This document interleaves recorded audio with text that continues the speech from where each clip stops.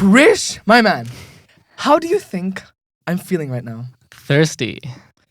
Come on, it's not always like that, man. It's not always, not everything is thirsty. Hear me out, right? I am feeling, everybody, rich. I feel like I have a lot of money, like just a lot. Like I'm bathing in money right now, but I really do not know how to spend it. I really do not know what I can spend it on. Like, I've got like 5 Lamborghinis, right, from the money I've earned from Thirsty Tales. But now that I have all of that, I have everything, I know what to do with that money. I do know one thing though. I do know that I want more money. And that's why, ladies and gents, boys and gals, welcome to your favorite podcast, Thirsty Tales, because we have Mr. Krish right here today. How you doing, firstly? Great. I'm doing great. So excited to be here on this podcast. It's an honor. Perfect. Awesome. Awesome. Likewise, man. Honor for us too, isn't it? So Yeah. 100%, right? And now, for the main stuff, let's just get into it. How can I make more money, dude? Like, As a teenager, like man. how do I make money? So basically, right, money is the most important. I mean, a lot of people say money's not going to bring you happiness, right? You've heard that a million times. Your parents might say it's money doesn't grow on trees. Yeah, you've heard all those sayings, beta, this, that. In Wolf of Wall Street, there's no nobility in poverty, or like I'd rather face my problems in a really expensive suit and in the back of a Lamborghini than face it poor. Yeah, so Amen, brother. yeah, so the problem of society today is basically we have so many limiting money beliefs. We already psych ourselves in our head that we're not going to be able to make money because we say things like money doesn't grow on trees. Rich people are very greedy. Like tax the rich and stuff. Yeah. And everything like that, it just psychs us because everything starts at our actions and our emotions and our from our emotions, it goes into our action and beliefs, right? So if our mindset is not there right now, we got to change that first. That's the first most important thing. So that's the first thing you need to do before you try to make money. Change those limiting beliefs. Start thinking that I am capable of making money. I am capable of being rich. Start thinking yourselves, because after you do that, your actions will follow that. So it will allow you and open you to so many new opportunities, like saving opportunities, investing opportunities, so many things that are crucial to being financially literate and making money. Could you give us 5 of these limiting beliefs that we can change, and what affirmations, if you want to call them that, we can take instead? Sure. So first, the one like money doesn't grow on trees. Try to think, change it and say, I am abundant. Sweet. Okay, yeah. Just try to psych yourself. You don't have to believe it at first, but once you keep on saying it to yourself, it will change. So that's very important. Like another one could be rich people are greedy. Try to think that money allows me to fix some of my problems. Thinking different, take a different approach on some of the common sayings out there. Just try to change your thinking about that. Yeah. You mentioned greed, right? What do you think about greed? Let's go a little bit philosophical and like billionaire philosophy right here, right? So, greed. What do you think about that? Is it always a bad thing, or is it never a bad thing? What do you think? So greed is going to be there, right? I mean, every human has their own self-intentions. Of course. Everyone's going to have their thing they want to gain. I mean, it's at the back of us, right? It's our psychological thinking that we're going to have to fight or flight kind of thing. So we need to first change. I mean, it is okay to be greedy, but to an extent, right? Everything in its limits. Moderation, yeah, for sure. So greedy, like, okay, if it doesn't harm others and you want to try to, okay, you have to change your mindset kind of thing. If you don't let others take advantage of you is number 1. Number 2 is don't be afraid to put yourself out there, I think. Because a lot of people might think these things are being greedy, but actually it's not, because it's putting yourself first, which is okay in some point of view. But there is an extent where it gets too much. You start, like you can see like so many billionaires out there like exploiting their workers. I mean, let's not get into that. Do you have any examples, or do you think that's going to get you a bit canceled? Yeah, I think let's not talk about that. So moving on, guys. Could you give us the positives of greed? Like a couple of positive things that it can Positives of greed. Okay, it allows you to create more money first, right? It gives you that courage to give more money, access to more opportunities.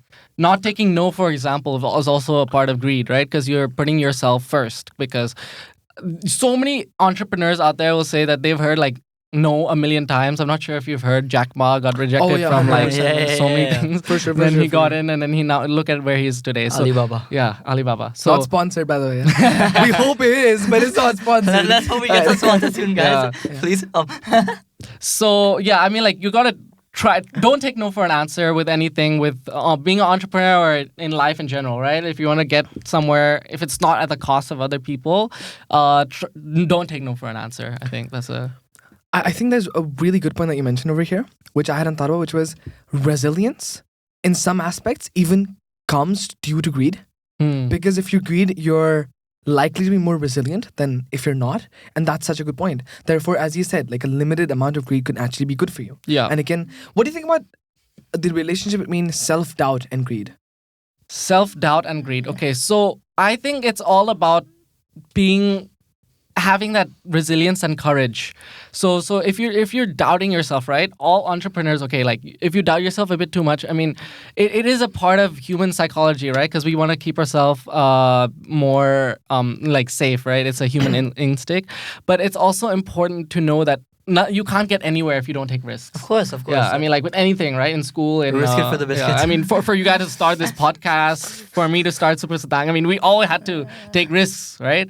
So without taking risks, it's not good and nothing's going to be there. But there is an element of too much self-doubt, which can cause you to miss out on things. So don't doubt yourself too much, I think. Okay. Well, you mentioned something which was super satang, and I believe Soham has a really good question related Yeah, to it. I think this sort of perfectly lines us into the next question, which is, what are the ventures that you are involved in, which make you money? What is it that you do that makes you money? Okay, so if you're talking about making me money personally, so my journey started like when I was 9 years old. I started like doing some random business. 9? Yeah, 9. Yeah. Some random business in 9? Yeah, so I imported. At 9, I was making Lego, guys.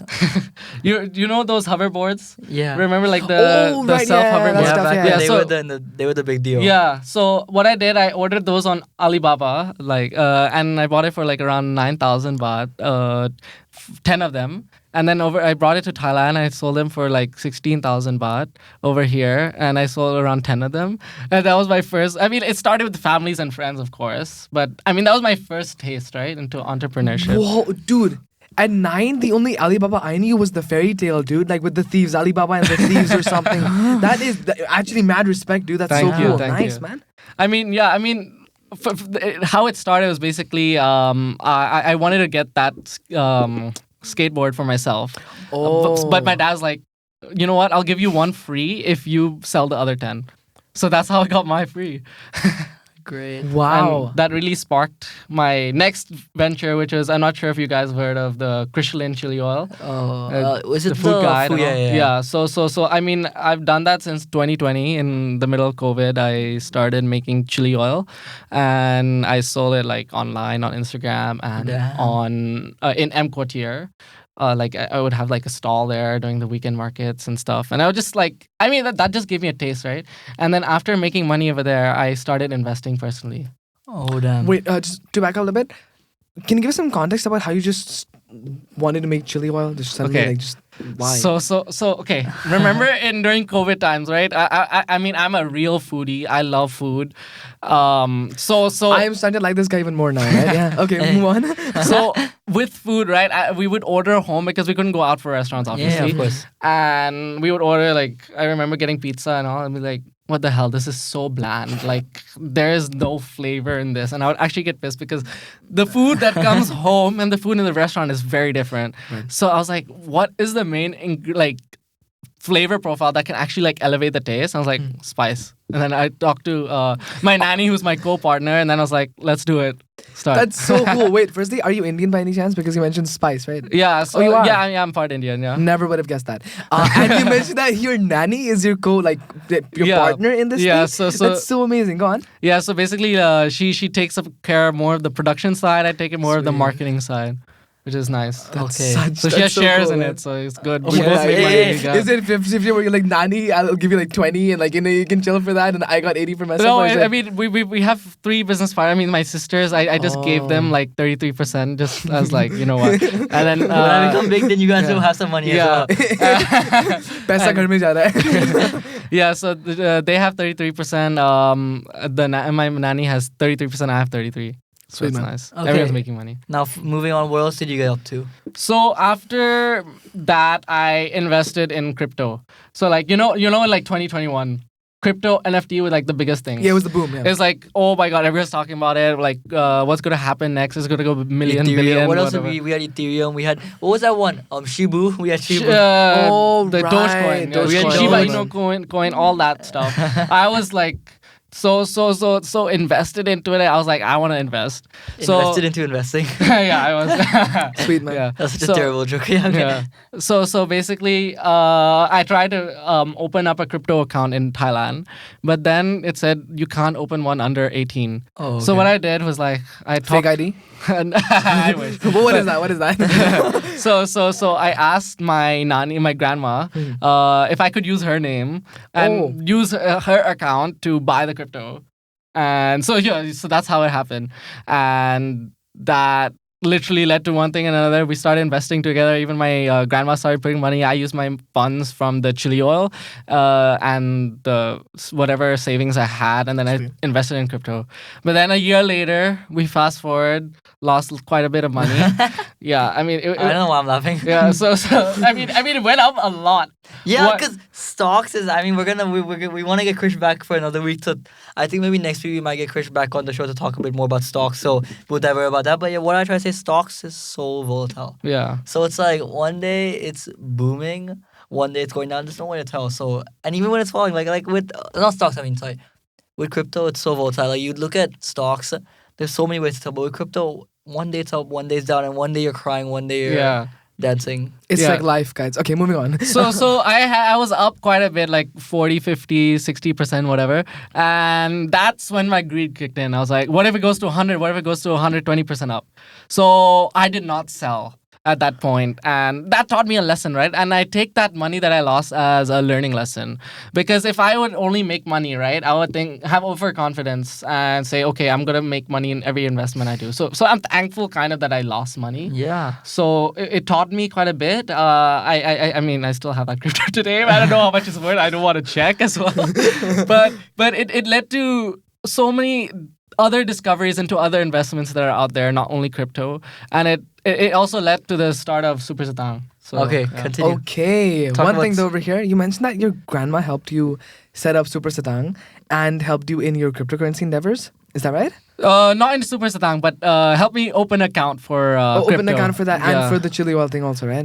Not for chili oil, just for the crypto. Just for the crypto? I have a question actually about that. Do you think that mixing business with family is always a good thing? Or because like I think a lot of people have learned lessons that you should never mix family with business. So it's like, what's your take on that? Okay, so if you're looking at it from like, don't talk business at home, are you trying to say like that? Not really like that. It's more like okay, that is one way, but I can help clarify that. I feel like where Som's coming from is sometimes they say that because businesses have a lot of like rivalry and tension within itself, should you mix your family in it as partners and things like that, because that could not only ruin your business relationship but also your personal relationships. Is that what you're saying? yeah, because 100%. Going back to the podcast, me and Art, we've been friends for God knows how many years, but I feel like yes, joining this podcast could have brought us apart, because it's like me and him have so many ideas. We want to grow so much, but it's like sometimes I have one side of an idea, sometimes Art has another side of an idea.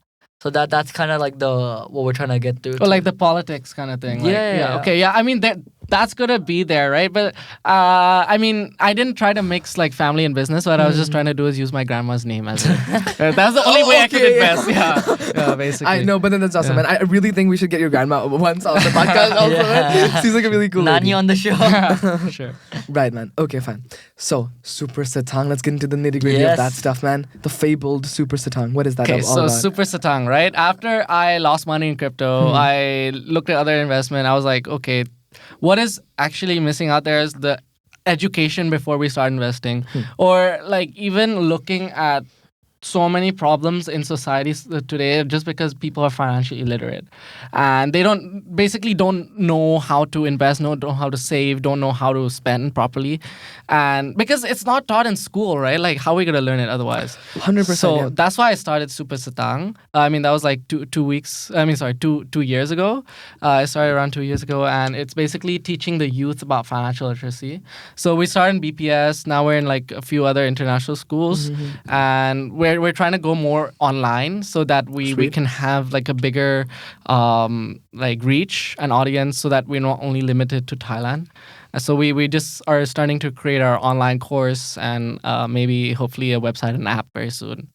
Okay, two things over here. Firstly, that is such a good thing. I really respect that initiative. Thank you. Because we've all heard that thing that, A plus B whole squared is equal to A squared plus 2AB plus B squared. Now do your taxes. What?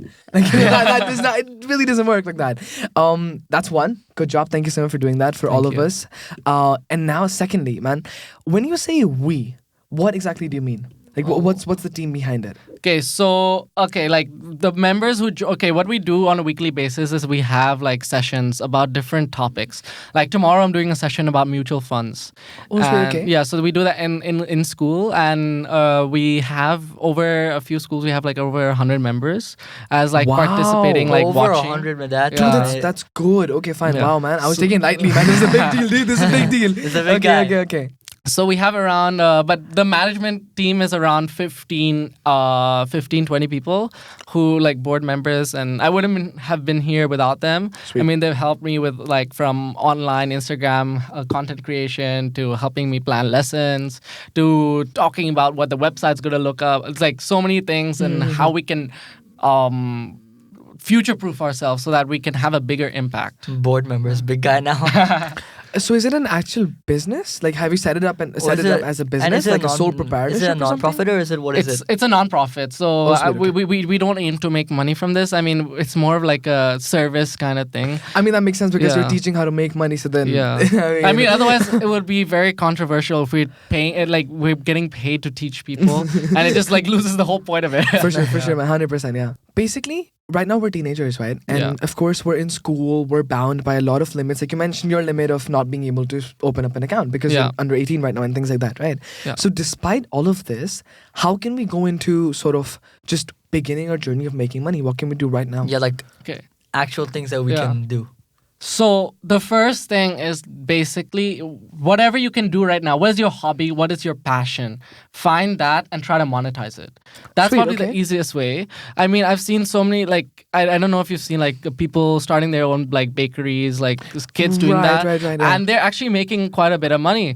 And so that's a good starting point, right? Because once you get start a business, kind of like turning your hobbies and making money from it, you love it, you want to do it more, and you make money from it. So it's killing two birds with one stone kind of course. thing. Yeah, so it's very helpful because you get a taste of business, you make money, and once you make that money, you can then use that money to grow and make more money using like investments and stuff. But there's one thing I do want to ask you over here still, which is, how sometimes dreaming too big is really good. But sometimes when it's like, okay, there's the little thing I could do, which is start my own bakery, sell a couple of, I don't know, cakes, whatever. And one thing is that I want to dream big. I want to, set up one of the biggest MNCs of the world, things like that. So when people think this way, they sometimes feel like starting up a bakery or like just selling their own artwork on Instagram or something, it's too small for them. What would be your reply to those people? You can't start a business or dream big if you have ego. I mean, you have to remove yourself from your ego. I mean, it is a hard thing to do, saying that I'm too big for this. But you have to start from the bottom up. Like I don't know how many business people like big people who have made their kids start at the bottom of their company, like being like the janitor or like the Whoa, Yeah. What was it? actually? yeah, What like was so it? if you know Damn. Yakult, you know Yeah, Yakult. 100%, So yeah. the founder, his daughter wanted to join, but he made her go around and actually deliver all the Yakult. Oh gosh, like one of those cycling Yeah. people. That's And what was so that thing? awesome. It was that thing. Was it Shaq who made? I don't know. It was Shaq or it was somebody who makes their children sit in economy class even though they sit. Who was I forgot? But there was some guy.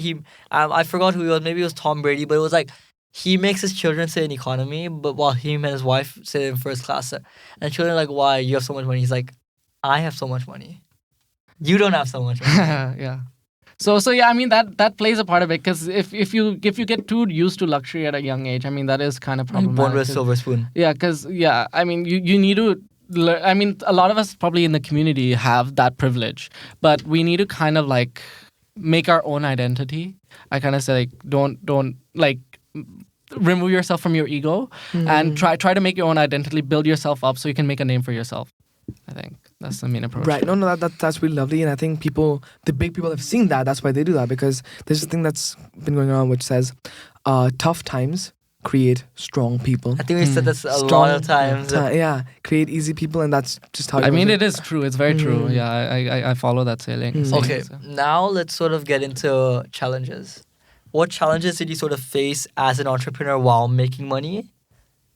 Yeah. Okay. What and how did you overcome them? Okay, so first, let's talk about my first business, right? Like Okay. the Skeetaway. It was called Skeetaway for the electronic. Hoverboard, nice. Yeah, That's a hoverboard. cool name, right? Yeah, thank you. okay. Yeah, so the main challenge was getting customers, right? Yeah. Other than my family, because how did I do that? Of course, I don't because know, customers are probably important to a business. Yeah. Right. Yeah. So what I did was basically like I sold like 2-3 to my family friends Sweet. and all, but I was like I want to sell to other people, not just my family, because then it's just like it's like they're only buying it because I'm there, like Right. so and so, whatever. Mhm. So I was like, okay, I asked my parents for help. I was like, what do I do? And that time Facebook was relatively newer on the like I don't think there was Instagram back then. What I did was basically we started a Facebook account and started like creating videos and all, and it was quite fun but like challenging at the same time to find those customers, cold calls customers and just be like, hey, are you interested in like doing this? And I mean it gives you a taste to what it actually like that hustle that you The need, hustle yeah. and bustle. Nice. No, but that's such a good point, because it's like if you start hustling as a 9-year-old kid, then imagine how like exponentially it's gonna increase when you get like 19-year-old or something. the You'll be like mental working toughness, like 21 hours a day or something. That's really cool. Nice. Yeah, because you need that taste before you can actually get into it. Right, yeah. right. And it's like really at a less risk, because we're probably Yeah. everyone's watching this. We're probably really privileged and we Yeah. can start something. So why not? The only thing that's gonna go is probably our time and our effort. But that should go because it's gonna Yeah. teach us how to hustle. For That's sure. a great skill Okay. to learn, man. For Are sure. there challenges now? Like, let's dive more deeply into like Okay. currently what you're up to. So currently, Yeah. or can I talk about my the Spice It thing? Oh yeah, no, sure. were you gonna go to the? Yeah, kind Oh of. no, yeah, go for it, go for okay, it. so Spice It, right? I mean, I did so what a part of one thing was that I had a booth in like M Quartier, those weekend fairs, Of like course, of the course. right. Diwali Yeah, fairs, yeah. the Christmas fairs, Yeah, like yeah, those the kind ones of stuff. outside dark and those. Yeah. Other. So what I did was like I basically had to find like I had a stall. I had like over like 100 200 bottles over that weekend that I would need to sell. So it was really hard at that point to like actually like okay, I mean in the first few days, but I think having that resilience to keep on selling and going up to people you don't know and actually talking to them about your product and be like, would you be interested in buying it? I think that was the main challenge because you had to come over you have to build confidence for that, because if you're not like confident in your own self, then you won't be able to like talk to customers.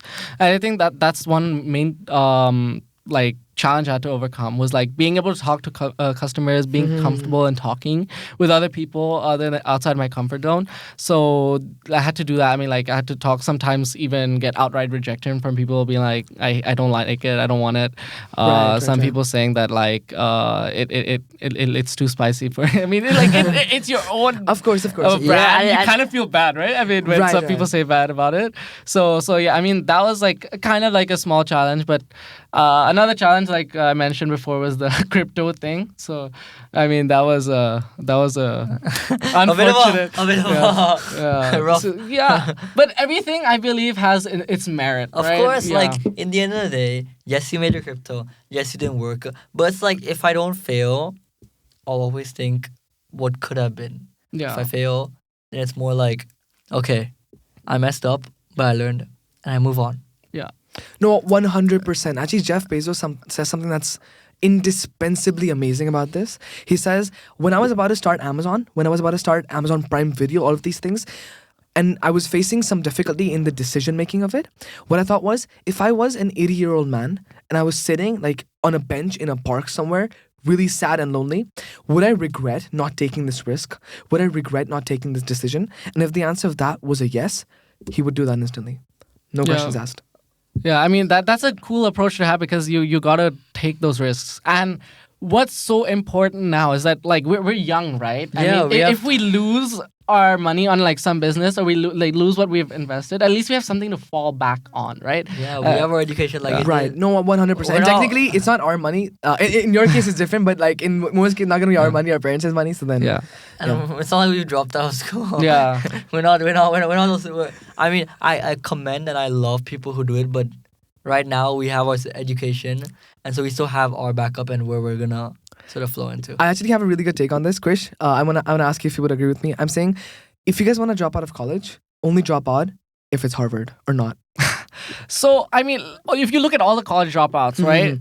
They only show you like a percentage of them. Yeah, that, they only show you the successful ones. But what about the other thousands and millions that actually like dropped out? Exactly, And if you drop out of Harvard, it's like, bruh, you have the skills needed to ace life because you're probably in Harvard right now. So dropping out, that's okay. But if you're dropping out of like your community college or something, it's like, okay, but then probably not do that, you know? I mean, even with Harvard, I would say, if you know, a lot of people who go to like Ivy Leagues, right? They get that psyche that I go to Harvard, I'm the best. I mean, so like you're not the best out there because you know you have to actually like get into it, and you can't. Krish, a lot of people don't like that. Yeah. You were in Stanford this summer. Did you get any of Wait, that? what? Yeah, I went for a summer school. Yeah. To Stanford? Yeah, Stanford. Yeah. Wait a second, dude. Everything, context, everything. Right now. Okay, so I mean that's my dream school to get into. So why wouldn't it be? Right. Okay. Yeah. Move on. So I mean I applied there for a summer program. I mean I was really happy to be there. And it was really nice to see other people who were like-minded over there. And I think with going to like a named school kind of thing, you just have to detach yourself from that identity because if you get too like into it, because like a lot of employers, like if you're looking at like jobs in the future, like it gets that they don't like that arrogance. So you got to train yourself not to like be arrogant about it, but actually just enjoy the experience and enjoy the connections, because the people you meet there probably going to be your co-founders or even anywhere, right? Right. When you go to college, that's what I heard from so many of like my mentors about like making connections. Maybe your roommate might be your co-founder, which is like, no, that's cool. Awesome. That happened in case for like Mark Zuckerberg, I'm pretty sure. Yeah, I mean, so many people who had their roommates. Zuckerberg isn't really the best example to use here. That's why I said happened. Anyways, moving on. Nobody see The Social Network? Yeah. Social Network, that movie, right? It's pretty good. Yeah. 100%, man. So, what was it like being in? Was it intimidating because were the people over there a little bit better than you, or? For sure. Okay. I mean, you're when you're over there, right? There's so many like other smart people. You get intimidated. I think quite a few people feel it, but I mean, I definitely felt it because it's like you're just surrounded by like super smart people, and it's like, okay. It's like you need to get used to it kind of thing, and you have to it's good because it humbles yourself, because I feel like ego kind of like limits you, and if you have too much ego you lose out on opportunities, so having that humbling effect is kind of nice. Interesting. All right, how about what you learned and stuff like that? Was it good content. Like I learned about like I did game theory. Which nice, is a course. right? Wait, It's like quite technical stuff, basically, right? Interesting. Math, econ stuff is pretty fun, and I did accounting. Oh, sweet. And then I did some business courses, and that was really fun. Which is another thing I'm bringing to Thailand is called SVIA, Silicon Valley Innovation Academy. Wow. So basically, what the professor was the guy who actually like found like he was one of the key innovators for the iPhone. Oh my god. This guy just keeps on surprising us. Dude, let me breathe for a second, man. Okay, SVIA. Yeah, so I mean, it was really a cool experience. I really enjoyed it. Like we would talk about we had to go into like become like theoretical businesses that we had to start, and it was like really moonshot, like really out there ideas, and we would have to go talk to I remember walking around campus and just asking people about what you think about our idea, and it was great fun. So we're bringing that to Thailand. We're starting in BPS like as a ECA kind of thing. We're trying to bring that model in using his stuff. So I partnered with the professor to ask him if he can do it, and he said yeah. So can you bring it not only at BPS? I mean, I would love to bring it to other schools if you guys are open. I'm sure. open, bro. And just one more thing for everyone who is listening. If one wanted to, like, I know, apply for this like program at Stanford, how does that work? Do they select you, or do you pay money to go there, or how does that work? I mean, it's like a college kind of program. I mean, Okay. like Harvard and all like unis have it. So you just have to apply. So I think you might be able to make it for this round. I'm not sure. For this summer, but like if you go, I highly recommend it. It's a good experience. It's really fun. I mean, you have to write a couple essays, transcript and stuff. Oh, You sweet. have to- Okay, fine. Yeah. And then they just select you. Yeah, if you get in. Yeah. Okay. Sweet. Yeah. You tell your friend, I went to Stanford. Oh, damn, that's amazing. Like, summer program. Yeah. No, but it's really a big deal. We've talked a lot about your challenges, how you've overcome them, and various things, I think, and we've implicitly touched upon the things you learned throughout this journey and that you've shared with us. Thank you so much, firstly, for that. And I think really importantly, though, can you make it a little bit more explicit and give us, like, I know, 3 or 4 or 5 of your top things that you were like, okay, this, from all of my endeavors, I've learned this, and you watching us, we can really use that in our journey of maybe starting a business in the future, right now, whenever. What would be your best things about life or business or anything in general? Sure. So number 1 is don't feel afraid to take risks at this moment, because we like I've said, because you have something to fall back on. Like when you're 30, right, you have maybe like a family to take care of, bills to pay. So it's good to start now, because what's more important than the actual money you make is the skills that you build. I mean, whatever, like if you start investing in stocks and you make money, right? I mean, that's a bonus. But what you really want to know is how the skills that you've learned from making money. Like for me, I've definitely learned the importance of diversification. Of course. In everything, like in investments and in life as well. Like, I mean, if I didn't only invest in crypto, I would have been a bit better with my previous investments. Like if I spread it out through like stocks and bonds and gold and stuff. Oh, interesting. Right. Yeah, Okay. we're gonna get him back on next week for another episode on this sort of investments kind of topic. I Yeah, think. for sure. Yeah, so I mean that's one part, diversification, taking risks, and another part is just put yourself out there. I think don't be afraid. Haters gonna hate, right? People say that. So I mean, there are always gonna be people who try to put you down, people who make you feel bad. But in that moment, it feels really terrible, and it feels like you're never gonna get over it. But it's important to keep on going, and just whatever you want to do. Right? I know this sounds a bit cliche, but this is what allowed me to do Super Satang and all my like endeavors. Like if I thought again, I'll be like, oh, I might have not done it, like, but I would have regretted it, right? So people are gonna hate. People are gonna make bad remarks. I mean, that's a part of it, right? That's a part of life, but just don't take it to heart, I think, and just because in do the what end of you it do. all, you'll be sipping a pina colada at the beach at Stanford. I'm like, oh yeah, like I said, I wouldn't be here. Might as well. Who'd have Right, thunk yeah. it? Who'd have thunk it, man? So now I think this is sort of like how we're gonna end off. These are our last 2 kind of main broad questions, which are, why is it so important to start your entrepreneurship journey? And after starting that journey, what do you do after that? Sure. So, I mean, like, as I say, like, monetize your hobbies, right? I mean, like, just get a taste of what it's like to build, like, make money or interact. It's more than making money. I mean, if you make a loss, that's also okay, but it's actually just the skills, learning how to talk to people, learning how to use social media, because, like, social media is so powerful.